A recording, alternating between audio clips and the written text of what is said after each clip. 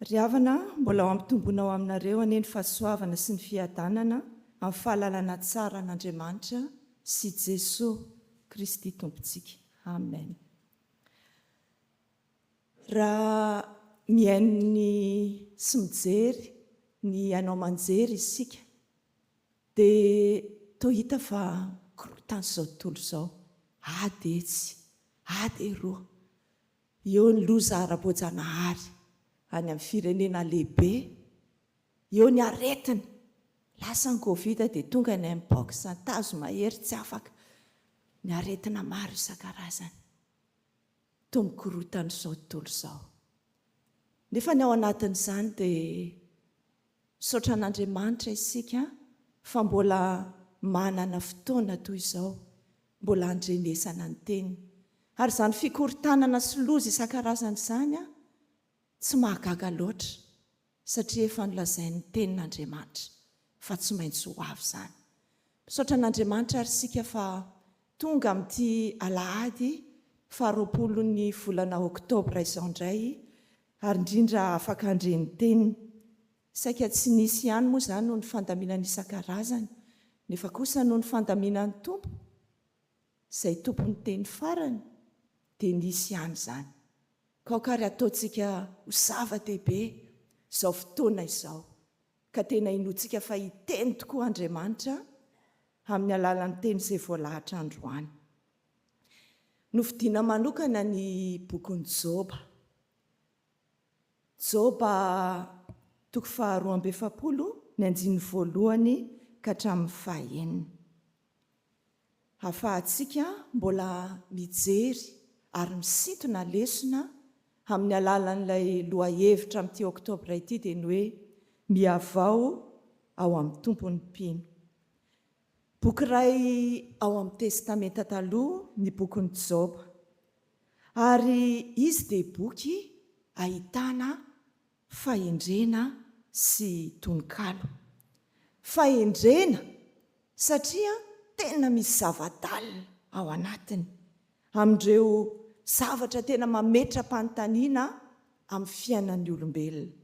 Tononkalo koa satria tena tononkalo nosoratana irindra ny bokin'ny Joba, izay mitantara nefa tantara tena marina. Matetika raha mitantara tena marina izany tsy tena toy izany, fa nefa kosa bokin'ny Joba dia voasoratra tahaka ny tononkalo. Tany Oza no nisehon'ny tantara. Izany tany izany araka ny fandinian'ny mpandinika dia tany avaratry Arabia. Izany hoe vanim-potoana anankiray tamin'ny andron'ny patriarka, izany hoe ohatrany tamin'ny andron'ny Abrahama, Isaka, Jakoba izany, misy patriarka anankiray izay mitantana ary dia tena nifandray tamin'Andriamanitra. Mizara boky mizara 5 ny bokin'ny Joba raha jerena. Dia misy ny ao amin'ny toko voalohany sy ny faharoa ahitana ireo sasy teny, dia hita ao ny teny resaka ny fanaovan'ny Andriamanitra sy Satana tao anatin'izany ary ny andohan'ny tantara. Misy indray ny tapany faharoa dia ny toko 7 hatramin'ny toko 130 izay misy resaka marobe. Toko 7 hatramin'ny 130 dia misy teny fifamaliana resaka marobe nataon'ny Joba tamin'ireo namany telo lahy. Ary mbola mitoy ihany moa izany resaka fifamaliana izany, fandaharana izany ao amin'ny toko 2:30 ka hatramin'ny toko 7:30, izay nisan'ny Elio tanora anankiray izay niezaka koa nanazava, izany hoe maninona no nahatonga n'izany fahorian'ny Joba izany. Ny toko 9:30 ka hatramin'ny toko 120 dia misy tenin'Andriamanitra. Andriamanitra no miteny ao anatin'izany toko 4 izany. Ary tonga eto amin'ny toko izay hojerentsika androany dia tenin'ny Joba. Rehefa avy niaino an'Andriamanitra izy dia niteny izy eto amin'ity andiny voalohany ka hatramin'ny 9 ity, Ary ny famaranana izany boky izany moa dia ny teny famaranana mikasika ny arenany Joba sy ny efaran'ny fiainany.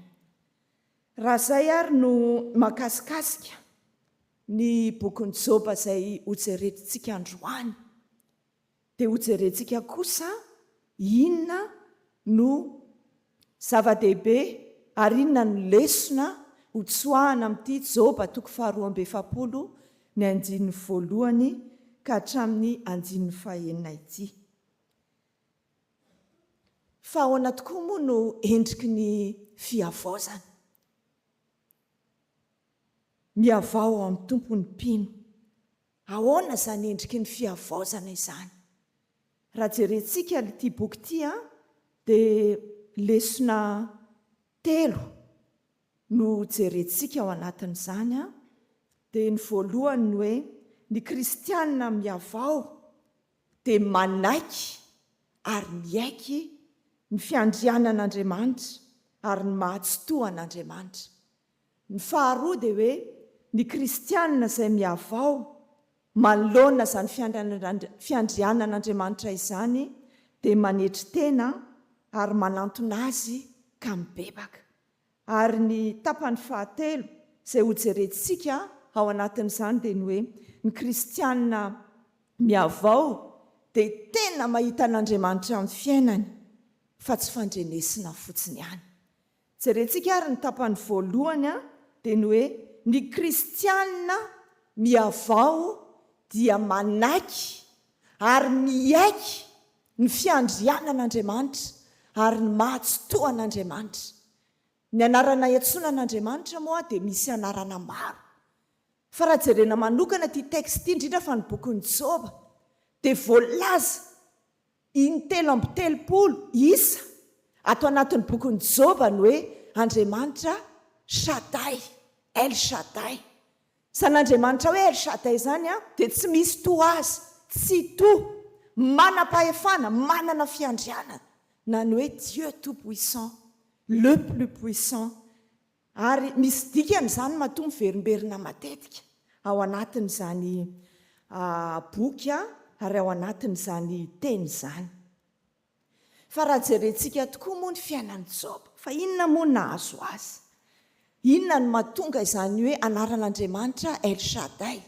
Ary inona no mahatonga izany hoe olona miavao, tokony hiaiky fa lehibe Andriamanitra, tsy to Andriamanitra, manana ny fiandrianan'Andriamanitra. Tena olona nanana nahy izy azany Joba. Araka ny teny dia hoe olona tena marina, nandeha tamin'ny fahitsiana Joba, nanana ny fananana maro, nanana ny zanaka, tena hoe patriarka teo amin'ny toerana izay nisy azy.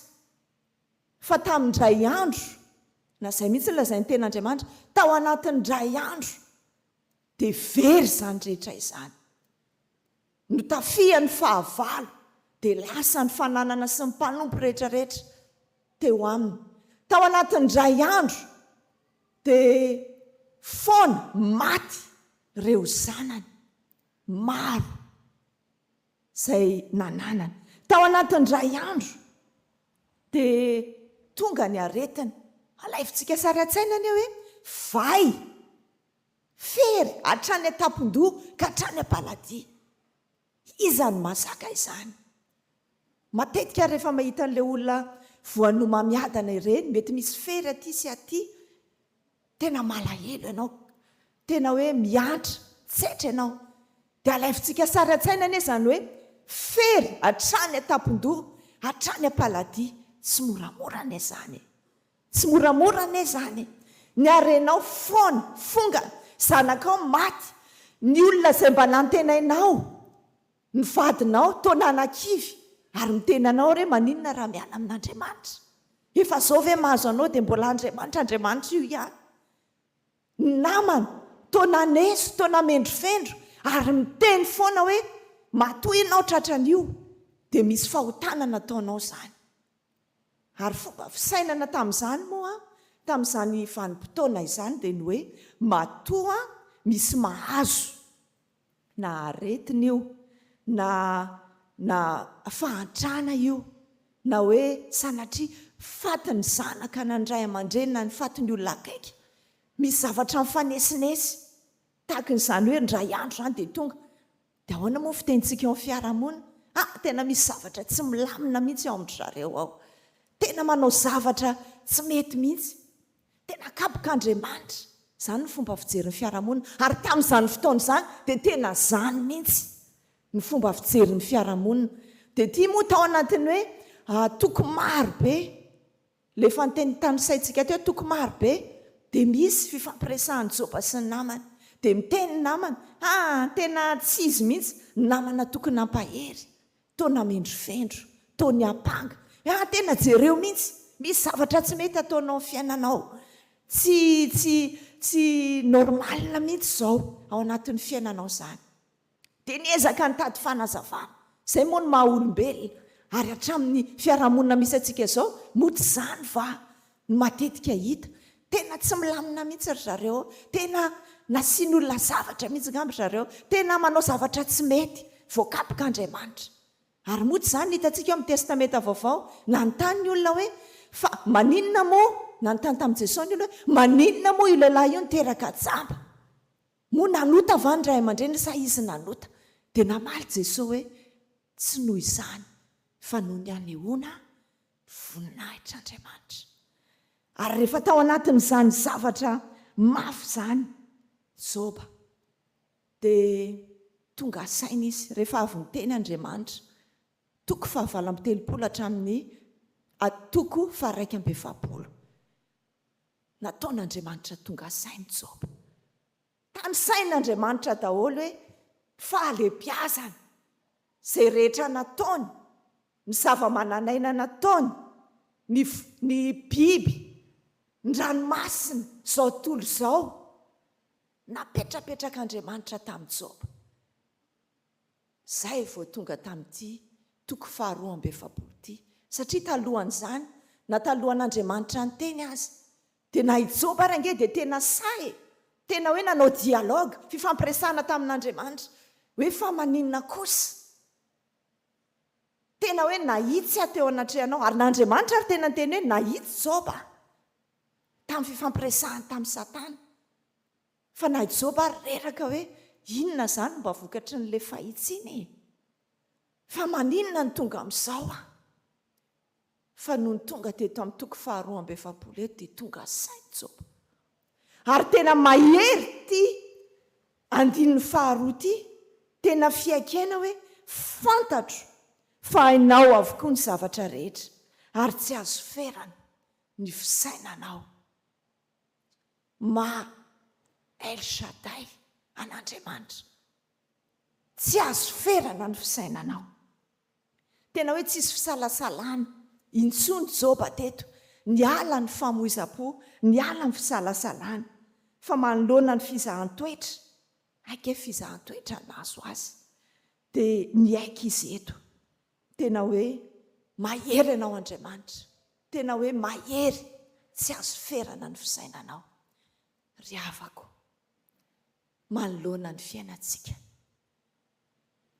tsapanao ve atraiza izany alehibe an'Andriamanitra izany fa raha izaho manokana ry havana dia tena toe-javatra maro tena hoe manaiky ianao hoe Andriamanitra tena Andriamanitra manana ny fiandrianany raha mahita sy maheno an'izany hoe malemy mitsangana eo am-pandriana ianao raha mahita ianao hoe problème tena hoe tsy hita izay amahana azy olana ao anatin'ny segondra minitra ao anatin'ny ray andro miasa ny tanàn'Andriamanitra tena lasa ianao mizakazaka mandoalika tena mandoalika hoe tsy hitanao tsony izay tenenina fa dia hoe fantatro fa hainao ny zavatra rehetra ary tsy azo ferana ny fisainanao ary tsy vitsy ry havana mijoro vavolombelona amin'izany ary raha ny tena zao tao anatin'ny 30 taona nanompoana ny tompo na ny lorany tena dia tena hoe miaiky tena hoe tsy hitanao izay tenenina fa miaiky ny anotokana tenenao dia ty andininy ity hoe fantatro fa hainao ny zavatra rehetra ary tsy azo ferana ny fisainanao Andriamanitra dia Andriamanitra mahery, tsy azo vazivaziana. Andriamanitra tsy toa, mahay ny zavatra rehetra, anana ny hery sy ny fahefana rehetra. May manasaraka ny ranomasina, ary Farao moa tamin'izany dia tena niaiky, tena hoe ny Andriamanitra, tena hoe Andriamanitra. Ahoana moa nahitana hoe ranomasina io dia mizara roa dia misy lalana? Ahoana moa nahitana hoe nentina ny fiaran'i Jehova nandeha tany amin'ny fahavalo Filistina dia tonga ny vay tao amin'izany tanàna izany? Ahoana moa nahitana na fiainantsika izao ary? Androany ianao tsinitsiny, rapitso ianao dia miasa ny tanàn'Andriamanitra, mamany olana, mamadika ny fahantrana tonga harena, mahatonga ny fonao ho fo mangorakoraka, tsy mino ny tompo fa noho nandray ny ten'Andriamanitra, ny kasihy ny fanahin'Andriamanitra dia miova ianao. Andriamanitra dia Andriamanitra Shaddai, Andriamanitra tsy toa, manam-pahefana, manan-kery, izany ny Andriamanitra. Izay topontsika, ka isika izao aoka koa anao toa ny Joba hoe fantatro fa hainao avokoa ny zavatra rehetra ary tsy azo verana ny fisainanao. Ny tapany faharoa dia hoe rehefa matsapa isika fa hoe Andriamanitra dia manan-kery sy manam-pahefana, tsy toa teraka inona ao amin'ny fiainan'ny kristianina izany. Fa ny kristianina miavao dia kristianina manitry tena ary kristianina mibebaka. Kristianina manitry tena ary kristianina mibebaka. Tatsika eo antoy-anao amin'ilay teniny horaisintsika eto hoe ka dia nilaza izay tsy fantatra ao any andininy fahatelo, dia zava-mahagaga loatra amiko izay tsy takatry ny saiko. Ary dia eo amin'ny andininy fahaenina koa moa dia hoe koa dia miaiky sy mibebaka eto amin'ny vovoka sy lavenina aho. Izany hoe kristianina mibebaka izany moa, kristianina manetry tena mibebaka, avy amin'ny teny hebreo hoe nasham. Nasham, izany hoe bebaka, tena manenina, ary tsy vitany hoe manenina, fa manenina mafy. Ary mitarika fanetretena ny fahatsapana hoe lehibe Andriamanitra, lehibe Andriamanitra. Izany hoe manenina mafy izany, tsy hoe tonga fotsiny ao anatin'ny fitaovam-bavahana dia manenina, mba mibebaka ny olona dia mba mivavaka ny olona dia mivavaka fotsiny, fa tena hatramin'ny fanahinao, ny sainao, ny fonao, ary tsy te hanota intsony ianao. Raha mahatsapa hoe lehibe Andriamanitra ary mahatsapa hoe kely ianao ao anatin'izany, tsy te hanota riavana, matahotra manota, tsy sa manahota sasa, fa tena hoe mibebaka, miova fo, manantona an'Andriamanitra satria miaiky hoe lehibe Andriamanitra. Izany ny fibebahana izay tenenin'Andriamanitra eto. Ary eto moa izany dia misy teny mihitsy ny hoe eto amin'ny vovoka sy ny lavenina, misy dikan'izany. Ny vovoka manambarana hoe matsinitsinina ny olombelona, ary Joba teto dia natsapa izany hoe matsinitsinina ny olombelona. Vovoka ianao olombelona, ary iverinao vovoka indray. Fahatsapa-tena lalina izany, lavenina izany, tsinitsinina anie izany, tsinitsinina izany hoe lavenina izany, fa tena hoe miova, miala amin'ny toetra teo aloha, manenina mafy, ary tsy te hierika intsony, tsy te hiverina intsony amin'ny fahotana. Ary eto moa ary Joba dia tena nanaiky izy, sasany Joba tena amin'Andriamanitra, tena amin'Andriamanitra hoe mifandahatra amin'Andriamanitra. Sasa izy, ary mety efa saika kivy mihitsy amin'ny maha olombelona. Dia mety hita hoe izany maha olombelona, fa eto izy dia mahatsapa, fa Andriamanitra dia lehibe ary izy dia kely, miteraka fanetren-tena izany. Ary ny tao amin'ny Matio 9 izay nivakiantsika teo moa dia misy hoe ny fomba vavaka, ny manetry tena. Misy ny vavaka hoy Jesosy, dia miseho fisehoana ivelany fa mampianatra hoe raha mivavaka dia midira ao an'efitranonao mangingina ina ny dikan'izany fanetretena izany ao amin'ny tsitan'ny olona fanetretena lalina fanekena hoe tsy izy mihitsy dia izany ny tenin'Andriamanitra eto hoe fibebahana fiaikena fanetretena miala amin'izay nisy teo aloha fa manana fiainana vaovao amin'ity andro an'ity ry havana. Tsapanao ve izany falembiazan'Andriamanitra izany? Terakinona ao ny fiainanao izany. Raha ianao sy Andriamanitra rery dia dinio hoe manahoana ny fonao, ny toe-panahy, tsy amin'ilay hita ivelany fisehosehoana fa ilay ao anatiny tsisy mahita. Tena tsapanao ve izany? Anananao ve izany fanetretena izany? Angatan'Andriamanitra amintsika lesona izay tsoahantsika androany dia hoe ny kristianina miavao dia kristianina manetri-tena ary tena mibebaka. Tapany fahatelo sady farany dia ny hoe kristianina miavao dia mahita an'Andriamanitra eo amin'ny fiainany. Ny andininy fahadimy amin'ny teny izay hitantsika eto dia ny hoe fandrenesany saina ihany no andrenesako anao fa ankehitriny izao kosa dia ny masoko no miaiky mahita anao. Kristianina miavao samihafa mihitsy ny hoe mahafantatra, mahandre sy ny hoe mahita.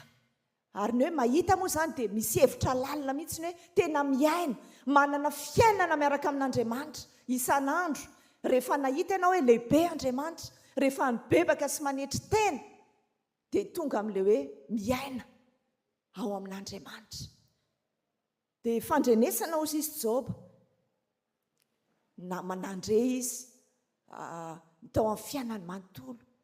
Fa teto izy dia tena hoe nahita satria aretina tsy afaka, fahoriana, fahantrana, olona mamendrifendro sy tao maneso, izany ny fiainana ny ainany nefa mba marina ihany. Ary dia niaika izy eto, tena nahita izy eto fa Andriamanitra dia Andriamanitra tsy toa ary niteraka fiovana ho an'i Joba izany fanekena izany. Inona moa ny pratika an'izany ao amin'ny fiainantsika? Matetika dia fandre matetika ny hoe izay taranaka kristianina, izay mihitsy nanorina nytony fiangonana tony. Mivavaka izay mpivavaka isaky ny alahady, izay kristianina vita batisa, mpandray, manao asa toy izao ao amin'ny sampana sy ny asan'Andriamanitra. Fandrenesana fotsiny ihany. Fa raha ny pratika izay hitantsika androany, ny kristianina miavao dia kristianina tena mahita ny fiasan'Andriamanitra.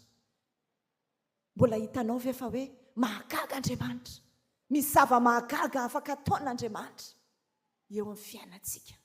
Tsy fandrenesana fotsiny ihany hoe taloha nanao an'izao Andriamanitra tamin'ny zanak'Israely sy ny sisa, fa amin'ny fiainanao andavanandro dinio saina tena miasa ve Andriamanitra? Tena tsapanao ve izany?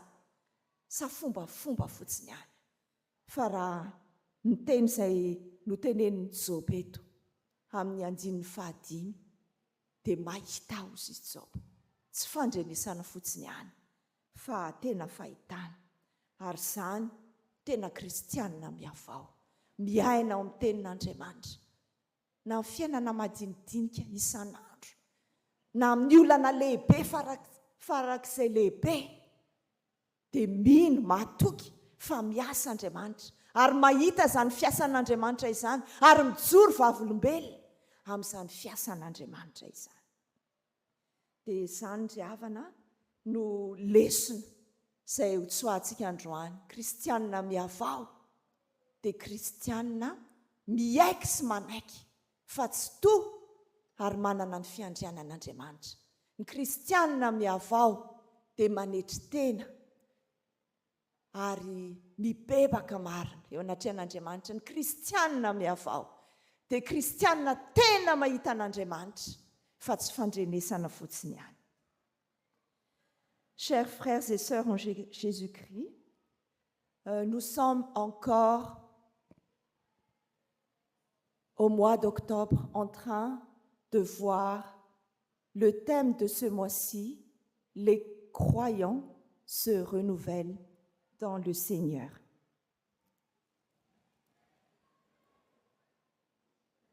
Tournons nos regards vers le livre de Job, chapitre 42, versets 1 à 6.